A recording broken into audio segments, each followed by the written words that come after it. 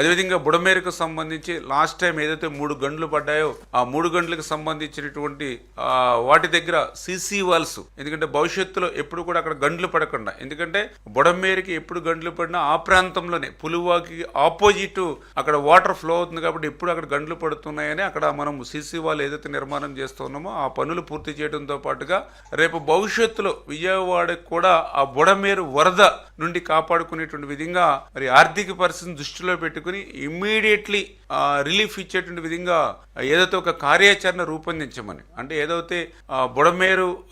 Diversion channel ఏదైతే BDC ఉందో ఆ డైవర్షన్ ఛానల్ ప్రస్తుతం 17,500 క్యూసిక్లు సామర్థ్యం మాత్రమే ఉంది. దాన్ని 37,500 క్యూసిక్లకి పెంచేటువంటి దానికి అవసరమైనటువంటి వ్యయాన్ని ఏదైతే వారం రోజుల్లోనే సబ్మిట్ చేయమని చెప్పడం జరిగింది. అదేవిధంగా బుడమేరుకు సంబంధించినటువంటి ఓల్డ్ ఛానల్, అంటే ఏదైతే సిటీ మెయిన్ చెల్లినటువంటి ఓల్డ్ ఛానల్ ఏవైతే ఉందో ప్రస్తుతం ఆక్రమణ ద్వారా కేవలం అది 2,000 క్యూసిక్లు మాత్రమే కెపాసిటీ ఉంది. ఏదైతే ఎనికేపాడు ఏదైతే యూటీ ఉందో ఆ ఎనికేపాడు యూటీని కూడా పెంచడం ద్వారా రేపొద్దున ఏదైనా ఫ్లడ్ వచ్చినా కూడా మనం బయటికి పంపడానికి అవకాశం ఉంటుంది.